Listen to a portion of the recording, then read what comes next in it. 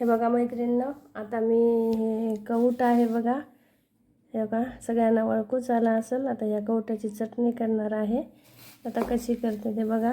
पहिल्यांदा मी हे कवटात सगळा गर काढून घेतला, हे बघा असा. आता ह्याच्यामध्ये टाकणार आहे बघा लसण, आणि त्यामध्ये सगळं तिखट, मीठ, धने, जिरे एवढं टाकलं. आणि हे आंबट असल्यामुळं हे थोडासा गूळ घेतला.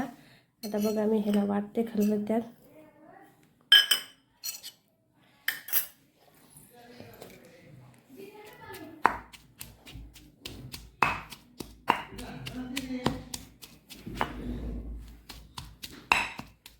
आपण याच्यामध्ये हे सगळं तिखट, मीठ, धने, जिरे टाकून घेऊया.